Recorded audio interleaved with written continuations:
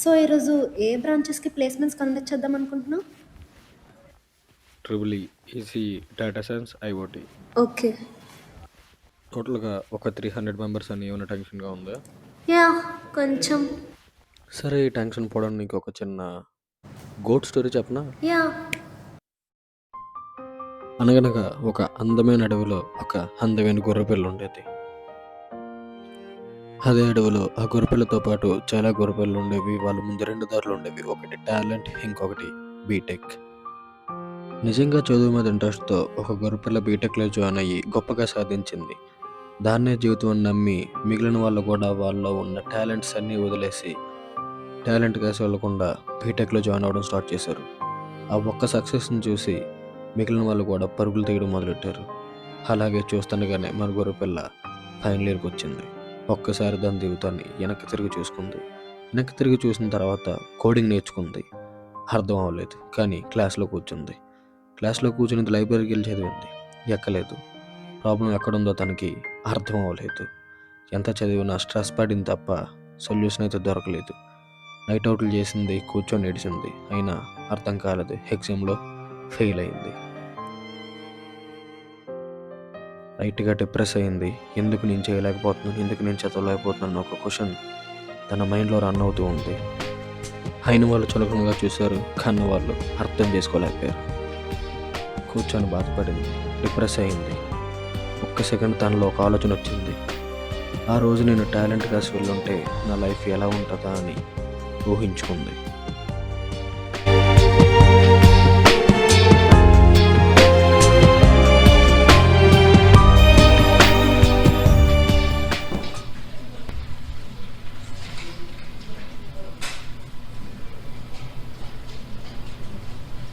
ఇంటర్వ్యూకి కూడా చదువుతున్నావు ఏంట్రా? ఈ కోడింగ్ అవన్నీ ఎగ్జామ్స్కి కావాలి, కానీ ఇంటర్వ్యూకి అలా అలా అలా మాట్లాడితే సరిపోతుంది. అందుకే నా అలాగ అప్పుడప్పుడు అమ్మాయిలతో మాట్లాడాలి. ఇవన్నీ క్రాక్ చేయడం చాలా సింపుల్ రా. నీ అంత మేనేజ్ చేయడం నాకు రాదు మామ. అరే ఇది ఒకసారి చూడు, ఎర్రర్ వస్తుంది. ఛే, ఏమైంది మావా? అరే నాకు చాలా బాధగా ఉందిరా. ఎందుకురా? 15 లక్షలు లాస్ వచ్చింది. 15 లక్షల లాస్ ఎలా రా? నేను 30,000 పెట్టి ప్రోడక్ట్స్ కొన్నా. అందులో 10 మందిని యాడ్ చేశా. ఆ 10 మంది ఇంకో 10 మందిని యాడ్ చేశారు. అలా నాకు ₹1,00,00,000 వస్తాయి. ₹1,00,00,000? కానీ ₹1,00,00,000 15 లక్షలు ట్యాక్స్లో పోతారా? నువ్వు అటు వెళ్ళి కూర్చోరా.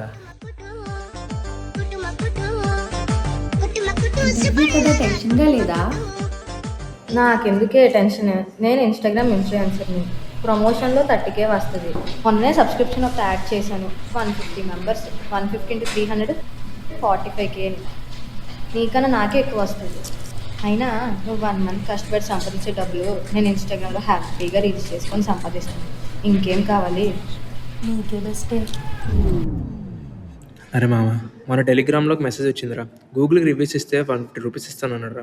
ఆ 150ని వాడు 300 చేశాడు రా. ఆ 300ని 500 చేశాడు రా. తర్వాత టాస్క్లో 5,000 ఇస్తే 10,000 ఇస్తాను అన్నాడు రా. ఆ 10,000 కోసం కక్కుర్తిపడి 5,000 పెట్టాను రా. 5,000 కూడా పోయారా. క్యాష్ నాలో 50,000 మెగ పెట్టుకున్నాను. అరుతున్నానా నేను?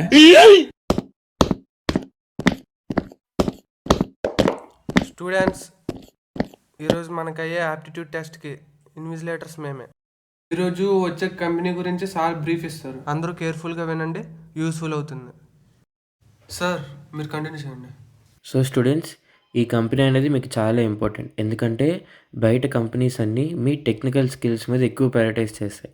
బట్ ఈ కంపెనీ ఏంటంటే మీ కమ్యూనికేషన్ స్కిల్స్ మీద ఎక్కువ ప్రయారిటైజ్ చేస్తుంది. సో మీరు ఈ యాప్టిట్యూడ్ రౌండ్ అనేది మీకు చాలా ఇంపార్టెంట్. ఎందుకంటే ఈ యాప్టిట్యూడ్ రౌండ్లో మీరు బేసిక్గా పర్ఫామ్ చేసినా మీకు క్వాలిఫై అయ్యే ఛాన్సెస్ ఎక్కువ ఉంటాయి. సో టెన్షన్ పడకుండా కూల్గా జాగ్రత్తగా రాసుకోండి.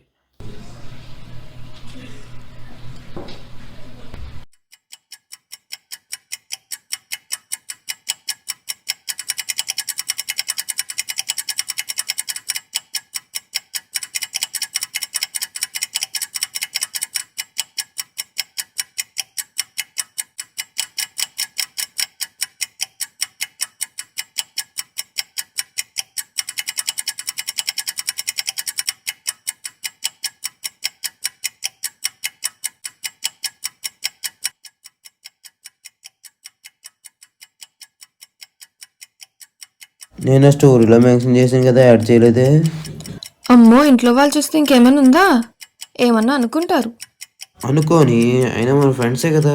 అయినా ఫ్రెండ్స్ అయ్యి నువ్వు అలా అంటే ఎలా చెప్పు.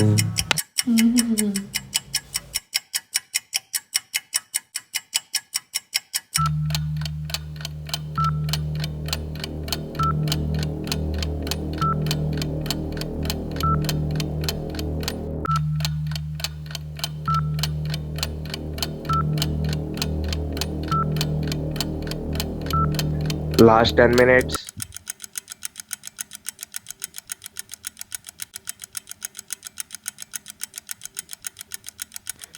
అందరూ ఆన్సర్స్ క్రాస్ చెక్ చేసుకోండి ఒకసారి.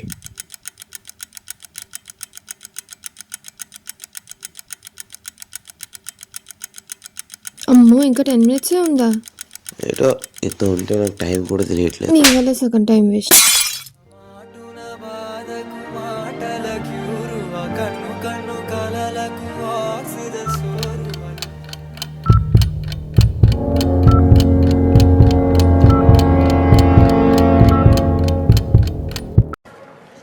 Alright candidates, welcome to the group discussion. You will be evaluated on basis of clarity, confidence and communication. Let's see how you showcase your logical thinking.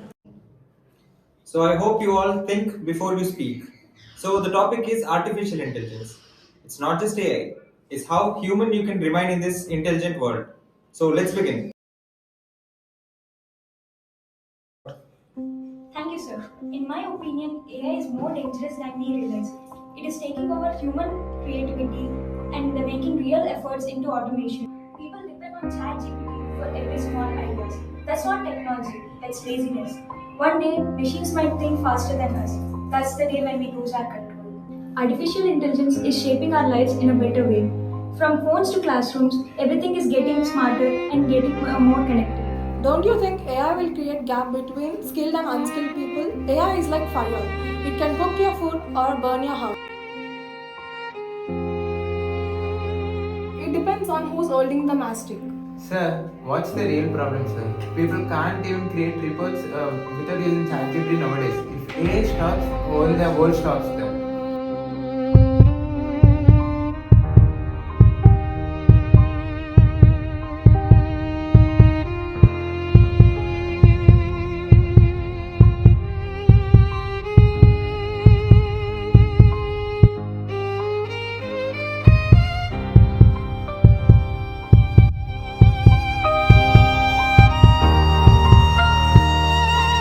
Group discussion కూడా భయపడతావేంట్రా? కొన్ని ఇంటర్వ్యూకి భయపడ్డం అంటే ఒక అర్థం ఉంది. Group discussion కూడా భయపడ్డం ఏంట్రా?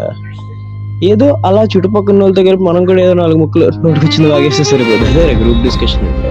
కొంతమంది ఉంటారు గ్రూప్ డిస్కషన్ లో వణికిపోయి మాట్లాడలేకుండా మాట్లాడితే చాలురా. గ్రూప్ డిస్కషన్ లో కొంచెం కాన్ఫిడెన్స్ ఉన్నట్టు నటిస్తే చాలు, అక్కడ మార్కులు వచ్చేస్తాయి. ఇవన్నీ మీకు తెలియదురా.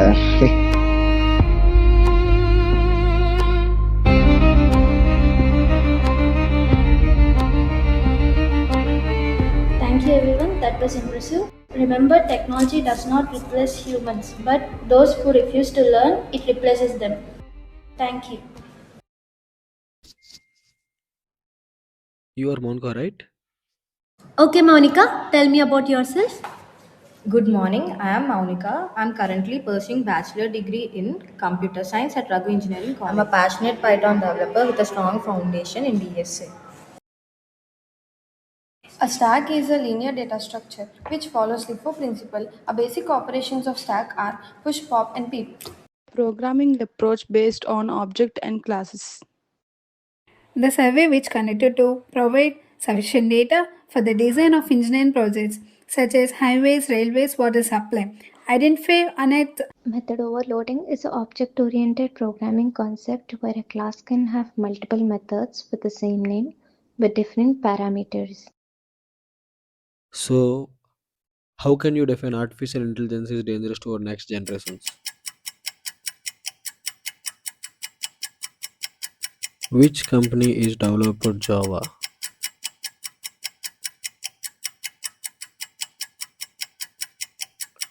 What does SQL stands for?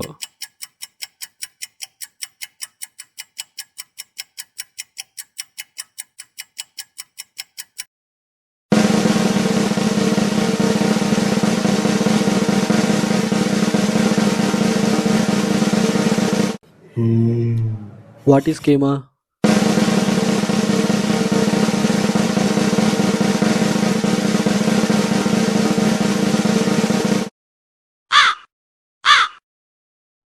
What is compiler? Tell me about instance. Okay, you may leave now. వెనక్కి తిరిగి చూడకుండా వెళ్ళిపోరా. May I know my status?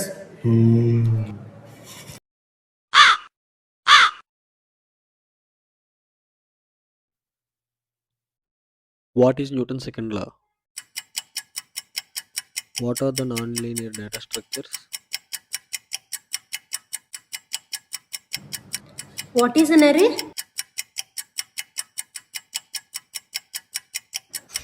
So, without any technical knowledge, how do you expect this job? Yes, ma'am, I agree with you. I have zero technical knowledge, but I have better knowledge in marketing. Recently, I have observed your company marketing strategies. I have found some loopholes. So you are teaching marketing strategies to us? నా ఉద్దేశం అది కాదు sir. I can explain you in better way. కొంచెం pen paper ఇస్తారా?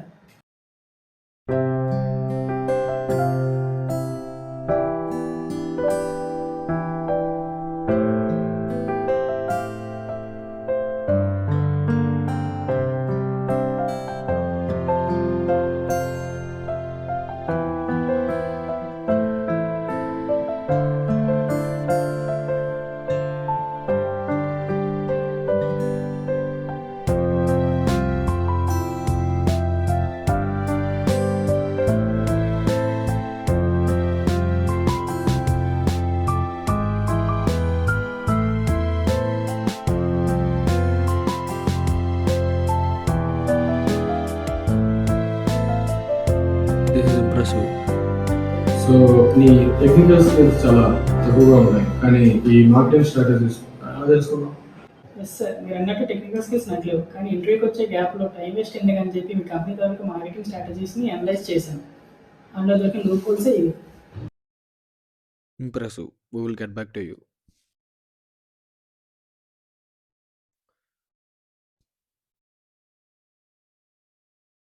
What are OOPS concepts? Encapsulation, inheritance, and polymorphism. It is a block of code that performs a specific task. So, what is inheritance? Inheritance that a class acquires the properties of another class.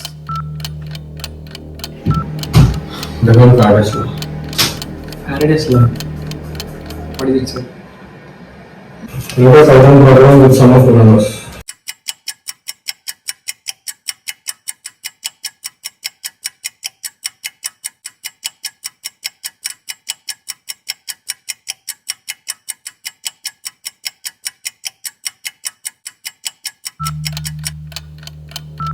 వచ్చా?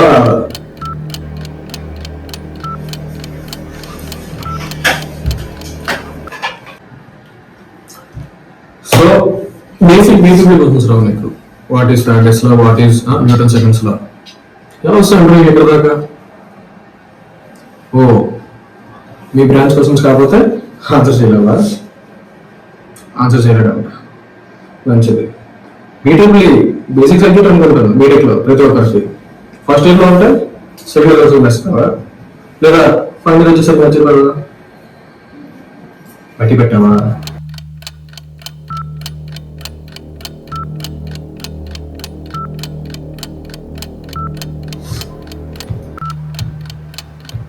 So నువ్వు ఈ books నాలెడ్జ్తో CGPA తెచ్చుకోగలను.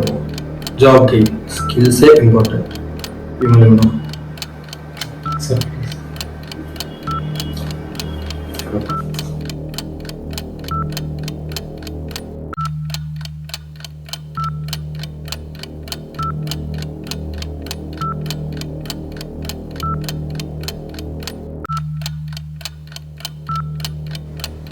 Sir please sir, ఇంకో question ఏమైనా అడగండి sir.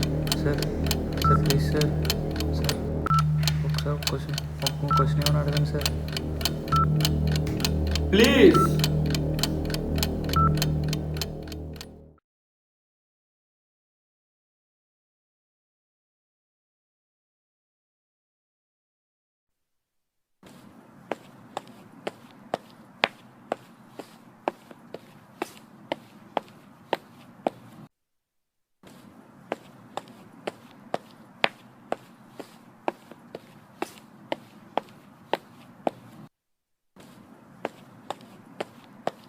రే వినోద్, ఆగరా రే. ఇక్కడేం చేస్తున్నావురా? లేదురా, ఇంటికి వెళ్తున్నా. ఇంటికా? అయినా నీకు ఇంటర్వ్యూ ఉంది కదరా, క్రాక్ చేసేసావా? చేసేసావంటావులే, అంతేనా? టాపరవు కదా. లేదురా, పోయింది. పోయిందా? అవునరా. అయినా నువ్వు సెలెక్ట్ అవ్వడం ఏంట్రా? వదిలేరా, ఏం చేయలేము ఇంకా. నా దరిద్రం. దరిద్రం ఏంట్రా? 9.8 CGPA వచ్చింది, అదేమన్నా తక్కువ? అయినా నీకు రాకపోయింట్రా జాబ్? ఏమోరా. అయినా వినడే వల్ల మన ఫ్యాకల్టీ ఉన్నారు కదా, వాళ్ళే కానీ మనం సరిగ్గా గైడ్ చేసి ఉంటే ఎప్పుడో జాబ్ పట్టేవాళ్ళు. నిజమేరా, ఎప్పుడు సీజీపీఏ అంటూ ఉంటారు తప్ప ఇంకెప్పుడు నేర్చుకుంటారా మన స్కిల్స్? పోనీ ఇంటికి వెళ్ళాక నేర్చుకుందామంటే రికార్డులు, అబ్జర్వేషన్లు, అసైన్మెంట్లు, ప్రాజెక్టులు అవసరం లేనివన్నీ మనకి ఇస్తారు. ఇంటర్వ్యూలో కూడా నీకు ఏ స్కిల్స్ వచ్చాయని అడిగారు. జాబ్ వచ్చా, పైథాన్ వచ్చా, అంతే తప్ప నీకు 75% అటెండెన్స్ ఉందా లేదంటే సీజీపీఏ ఉందా అని అడగలే. నీకు ఏ స్కిల్స్ వచ్చాయని అడిగారు. కానీ వీళ్ళు మాత్రం అటెండెన్స్ ఇంపార్టెంట్, నీకు సీజీపీఏ ఇంపార్టెంట్ అని చెప్తారు కాలేజ్లో. నాకు 9.8 CGPA వచ్చిన లోపల ఒక్క క్వశ్చన్కి ఆన్సర్ చేయలేకపోయా, ఒక్క క్వశ్చన్కి ఈవెన్. అయినా ఎగ్జామ్స్లో రాయడం నేర్పించారు కానీ ఇంటర్వ్యూలో మాట్లాడడం నేర్పించలేదు వీళ్ళు. మళ్ళీ మీరే ప్రిపేర్ అవ్వలేదు, అందుకే పోయింది అంటారా సింపుల్గా. వాళ్ళు చెప్పింది ప్రతిదీ చేశా, క్లాసెస్కి వెళ్ళా, నోట్స్ తీసుకున్నా, ఎగ్జామ్స్ బాగా రాసా, అటెండెన్స్ మెయింటైన్ చేశా. ఇప్పుడు జాబ్ లేకుండా ఇంటికి వెళ్తున్నా. అసలు వాళ్ళకి ఏమైనా వస్తేనే కదరా అసలు ప్రిపేర్ అవుతారా వాళ్ళు? అలా పీపీటీలు చదివి చెప్పేయడమే కదా. అవునరా.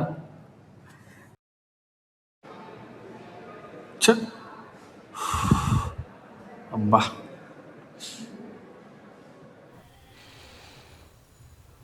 ఏం నాయుడు సార్, ఏమైంది? ఇంట్లో ఏమైనా ప్రాబ్లమా లేదా మీ పిల్లడికి ఏమైనా అయిందా మళ్ళీ? ప్రాబ్లం ఏం లేదు సార్. ఇంట్లో అంతా దేవుడి దేవాళ్ళు అంతా బాగానే ఉంది.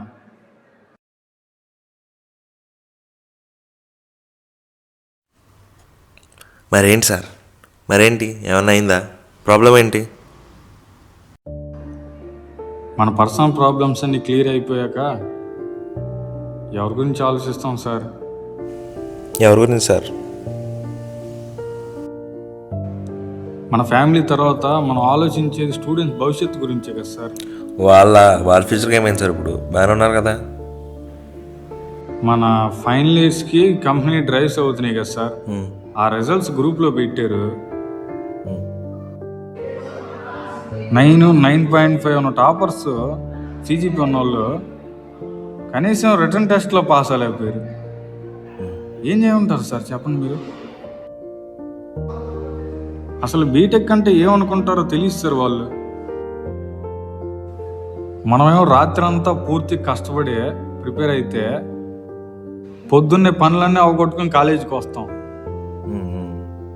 పోనీ కాలేజీలో ఫార్మాలిటీస్ అన్నీ పూర్తి చేసుకుని గాబరగా క్లాస్కి లేట్ అయిపోతుందని వస్తే ఫస్ట్ పీరియడ్ ఎవడు ఉండడు, ఒక్కడు కూడా. ఇంకొస్తారు 9-9:30కి వస్తారు, ఒక్కడొక్కడు వరుస పెట్టి. అంతే. ఇప్పుడు వాళ్ళని కమీన్ అంట మనం కూర్చోవాలా లేకపోతే క్లాసులు చెప్పుకోవాలా? కొన్ని లేటుగా వస్తాడు, వచ్చినోడు తిన్న క్లాస్ ఉండో, ఒకడు లాస్ట్కి వెళ్ళి పడుకుంటాడు, ఒకడు ఫోన్లో ఓపెన్ చేసి సినిమాలు చూస్తాడు, ఒకడేమో బెంచి కిందలా పెట్టుకొని చాటింగ్లు చేసుకుంటాడు. మనమేమో ఎలా చెప్పాలి, ఏం చెప్తే బాగా స్టూడెంట్స్కి అర్థమవుతుందని ప్రిపేర్ అయ్యి నోట్స్ వస్తాం. ఒక్కడు రాయడు చెప్పింది, రాయడం పక్కన పెట్టు, అసలు నోట్స్ ఉండదు కదా. మళ్ళీ ఏమో ఎగ్జామ్స్ టైంలో వస్తారు, సార్ పీడిఎఫ్లు పెట్టండి సార్. నాకనే జరుగుతూ ఉంటుంది సార్. ఇప్పుడు వచ్చేవాడు ఎవడు క్లాస్ ఇందామన్న ఇంట్రెస్ట్ ఎవరు రావట్లేదు. ఏదో ఆ వచ్చేవాళ్ళు కూడా ఏదో అటెండెన్స్ కోసం వస్తామన్న పేరుకి వస్తున్నారు అంతే. ఇంకొంతమంది ఉంటారు వీళ్ళకన్నా వర్స్ట్, వచ్చే పార్కుల్లో కూర్చొని ఆడేసుకుని వెళ్ళిపోతూ ఉంటారు. ఏం చెప్తారు వాళ్ళ గురించి? సిఆర్టీ క్లాసులు ఏమంటే ఎవడు ఎండో, స్కిల్ నేర్చుకుంటారు అంటే ఎండరో. అవును సార్, ఇప్పుడు ఉన్న వాళ్ళకి స్కిల్ మీద ఇంపార్టెన్స్ లేదు. ఆ ఉన్న వాళ్ళు కూడా ఏదో CGPA వెనకాల పడుతున్నారు. మన వాళ్ళకి మార్క్స్ తెచ్చుకోవడానికి అయితే సబ్జెక్టులు చెప్పగలం సార్, కానీ వాళ్ళు జాబ్ కొట్టాలంటే స్కిల్ ఉండాలి. ఆ స్కిల్ మనం ఎలా నేర్పగలం? అది వాళ్ళ ఇంట్రెస్ట్తో కదా వాళ్ళు నేర్చుకోవాలి కదా, మనం ఎలా నేర్పించగలం? ఇప్పుడు రోజు మనం ఇక్కడ క్లాస్ చెప్పి ఇంటికి వెళ్ళి మళ్ళీ చదువుకుని ఏదైనా కొత్తది నేర్చుకోవాలన్న థాట్లో ఉంటాం మనం ఇప్పటికీ. వీళ్ళకి అలాంటిదే ఉండదు. అసలు ఏంటి సార్ వీళ్ళకి ప్రాబ్లం చదవడానికి? వీళ్ళకి కొత్తది నేర్చుకుందాం ఒకటి అన్న హంగర్ లేదు. ఈ సీజీపీ అనేది స్టూడెంట్స్కి ఓపెన్ గేట్ లాంటిది. అది లోపలికి వెళ్తారో లేదంటే బయటకు వస్తారో పరిగెడతారో అన్నది వీళ్ళ స్కిల్ మీద డిపెండ్ అయి ఉంటుంది. అది వీళ్ళు గుర్తించట్లేదు. ఇప్పుడు కంపెనీ వాడు వీళ్ళ మైండ్ని హేర్ చేసుకుంటారు తప్ప వీళ్ళ మార్క్స్ని కాదు కదా సార్. ఈ విషయం వీళ్ళు ఎప్పుడు అర్థం చేసుకుంటారు సార్? గుర్రాన్ని చెరువు దగ్గరికి తీసుకురావడం వాటికి మన బాధ్యత సార్.